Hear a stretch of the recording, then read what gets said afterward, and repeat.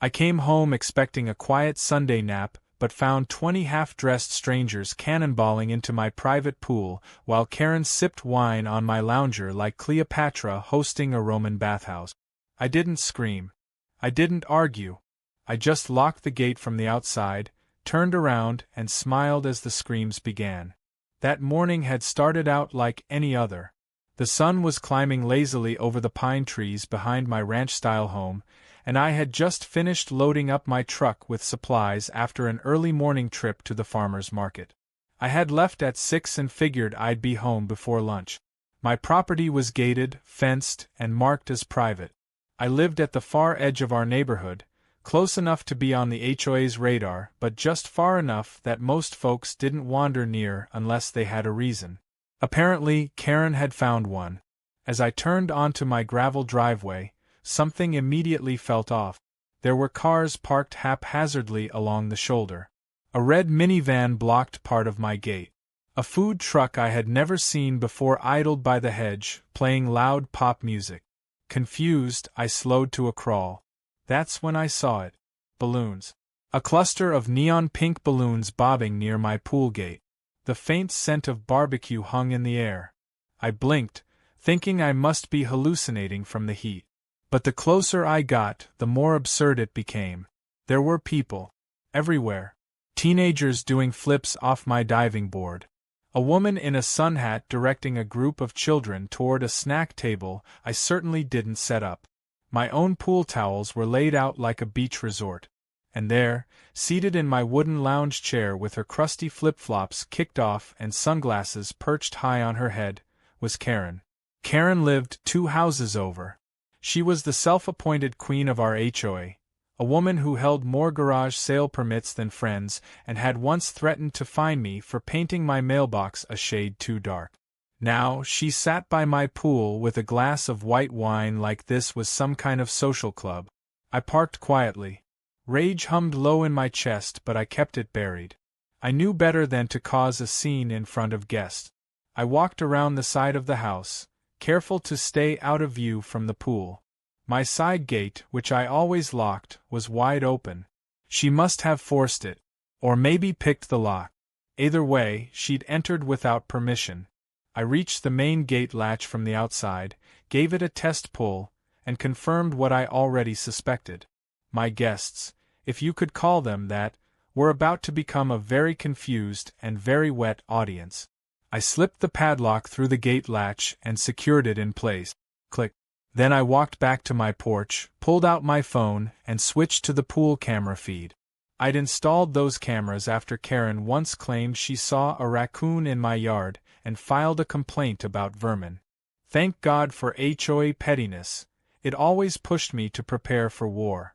On the screen, I watched Karen laugh loudly, clinking glasses with another woman wearing a floppy hat. They had spread out some sort of hors d'oeuvre tray on my poolside table. My beach umbrella had been repositioned, and someone was tossing soggy chips into the grass. I took a deep breath and kept watching. One of the teens went to open the gate to retrieve something from their car. He tugged once, then again. He frowned and shouted something. Karen turned slowly, already irritated by the interruption. She walked over in her robe, still dripping from her earlier dip, and jiggled the latch. She froze. The camera caught the exact moment her expression shifted from smug to stunned. Then she turned around and yelled, "Who locked us in?" I waited. A small group gathered near the gate, murmuring. Someone tried scaling the fence. Another guest called out that she had left her purse in her car. I could hear the faint echo of complaints and questions from where I stood. Then Karen's voice rose above them all. "This is a misunderstanding. Everyone just stay calm. He probably did this by accident. I know the owner. He's friendly." That's when I walked into view. I didn't say anything. I just stood by the gate and smiled. Karen's face turned red. She stormed over, clutching her robe closed. "Open the gate right now. This is illegal." I raised my eyebrows and asked her how 20 people had entered my locked backyard without my permission. She opened her mouth to respond but realized too late that no answer would make her look good. Instead, she snapped that it was a neighborhood mixer. I reminded her I had never agreed to host anything, much less provide a venue. She pointed at a flyer one woman held in her hand. I stepped forward and looked at it. Karen's Summer Splash. Poolside mixer at 44 Whispering Pines. Suggested donation, $25. Bring towels. No lifeguard. My address. My pool. My name nowhere on it. I asked her if she'd made money off this. She blanched. Someone behind her muttered something about Venmo. A few people looked uncomfortable. A couple of women gathered their bags and tried to head toward the fence again. Karen demanded I open the gate and let them all out. I told her I'd already contacted the police, and that any of her guests who didn't want to be here would have to wait and explain things to the officers. She screamed that I was overreacting. I replied, quietly, that what she did was trespassing, that she had invited strangers onto private property, held an unauthorized paid event, and accessed my home by force. Her face tightened, and for once, Karen had no comeback. A kid tossed a half-eaten burger into the pool. Another person's beer tipped over and spilled onto my stone tiles. Karen grabbed her phone and began dialing furiously. "You'll be sorry for this. This is harassment. This is kidnapping." I looked her dead in the eye and said, "You're free to leave. Just not through my property." And with that, I walked back inside to finish my lunch. The shouting didn't stop for a full 5 minutes. From the kitchen window, I could still hear Karen pacing furiously along the pool gate, ranting into her phone while her guests stood around looking increasingly uncomfortable. One teenager sat cross-legged by the gate, already bored and scrolling through his phone, while a woman in a wet sundress tried to calm her crying toddler. I poured myself a glass of lemonade, leaned against the counter, and watched the whole thing play out on my outdoor security feed. It would have been funny if it wasn't so outrageous. Karen had orchestrated this entire invasion, and now she was panicking because her plan had gone sideways. I wasn't in any rush to fix that for her. Eventually, a man in swim trunks approached Karen and asked why they couldn't just leave. She turned on him like a viper, waving her phone and saying she was handling it. He didn't look convinced. He gestured toward the house, probably suggesting that someone just go knock and sort it out. But Karen raised her voice and told him this was under legal dispute now, and that they needed to stay calm. The man shook his head and walked away muttering. Another guest called out from the pool, asking if there was going to be any more food. Karen ignored her and turned to a small group near the cabana where someone had set up a makeshift drink station using my outdoor sink and countertop. They were cleaning up now, sensing the situation had gone sour. Some guests started drying off, others just wrapped themselves in towels and stood awkwardly near the fence. Then came the moment I'd been waiting for. Karen placed a second call. I knew it was to the police because her voice changed completely. Suddenly she was weepy, frazzled, breathless. She told the dispatcher that she and her guests were locked inside a private backyard, that the homeowner had returned and imprisoned them, that there were children present, and that she feared for everyone's safety. She called it an act of aggression. She used words like hostage, dangerous, and unstable. I almost laughed out loud. It was theater, plain and simple. Bad theater. Just to be sure, I picked up my own phone and called the non-emergency line myself. I explained the situation clearly. I was the property owner. I had returned home to find trespassers. I had locked the outer gate for safety, had surveillance footage proving forced entry, and was willing to cooperate fully with responding officers. The dispatcher sounded slightly amused when I mentioned that one of the guests had claimed it was an Airbnb. She thanked me and said officers would be dispatched to sort it out. While we waited, the scene in the yard began to unravel further. One of the guests, a younger woman in her 20s wearing a pineapple print bikini, began arguing with Karen near the grill. I couldn't hear their exact words from the window, but body language told the story. The girl was waving her arms and pointing at the flyer. Karen was shaking her head, flustered, trying to shush her. Finally, the girl stormed off toward the gate and yelled over it, asking me if this was a real rental or not. I opened the window just enough to say, "No, this is my private home, not a rental," and I had never given anyone permission to be in my yard. Her eyes widened. She turned back to Karen, and I could practically see the flames of rage in her expression. A man tried to scale the fence near the back corner. It was a bad idea.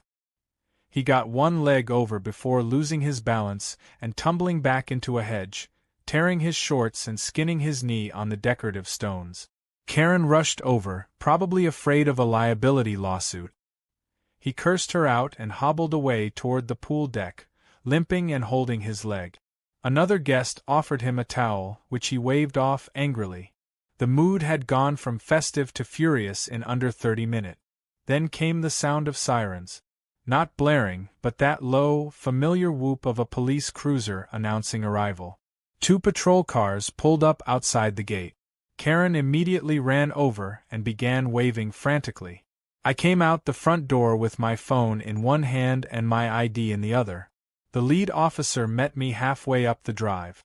I explained everything calmly, showed him the footage on my phone, and pointed out the flyer one of the guests was still holding. Karen was still trying to talk over me from the other side of the fence, until the second officer raised his hand and told her to step back. The officers walked around to the side gate and confirmed it was indeed locked from the outside. I unlocked it slowly as they instructed. The guests began pouring out like wet rats leaving a sinking ship, muttering apologies and excuses. Some looked embarrassed. Others were outright furious at Karen. A man in a tank top pulled out his phone and began recording her, saying he wanted evidence in case she tried to deny she charged them money.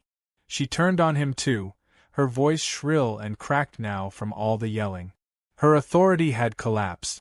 One officer pulled Karen aside for questioning while the other took my full statement.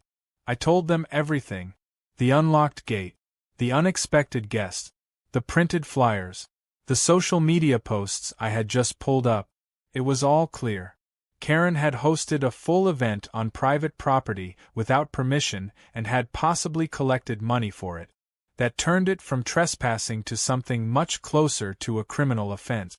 The officers asked if I wanted to press charges. I said I hadn't decided yet, but I was certainly filing a formal complaint with the HOA and possibly pursuing civil action. Karen, now dripping wet and red-faced, suddenly gasped and clutched her chest. She started wheezing and saying she couldn't breathe. One officer stepped back, concerned, and asked if she had a medical condition. She nodded rapidly and claimed she was having a panic attack. But then, between wheezes, she said she needed to use her phone and started dialing again. The officer caught on quickly. She wasn't having a medical episode. She was trying to record another call to spin her narrative. He asked her calmly to sit on the lawn and wait. Most of the guests had now left. A few stayed back, trying to figure out who to blame for the $25 they'd sent on some payment app. One older woman shook her head in disbelief and muttered that she'd never trust an event organized on Facebook again. I went back inside, made another glass of lemonade, and leaned against the counter once more. My backyard was trashed. My pool was full of hair ties and floating chip bags. But Karen had just burned every ounce of credibility she had in the neighborhood. And I hadn't even started the real consequences yet. The sun had started to drift lower in the sky, casting long shadows over the backyard as the last of Karen's unauthorized guests trickled away in silence. My pool area looked like it had hosted a college frat party instead of the tranquil retreat I had carefully maintained. Plastic cups floated in the water, my deck chairs were wet and stained, and someone had snapped the wooden handle on my pool skimmer. I stood on the porch surveying the damage, trying to decide whether I felt more angry or impressed by the sheer boldness of what Karen had pulled off. I didn't get long to think before the HOA president showed up, and things took another turn I hadn't expected. Jim, a retired Air Force colonel and the current head of our HOA, pulled up in his usual spotless black pickup truck. He stepped out already looking irritated. Apparently word had spread faster than I'd imagined, and he had received half a dozen calls from other board members and residents wondering what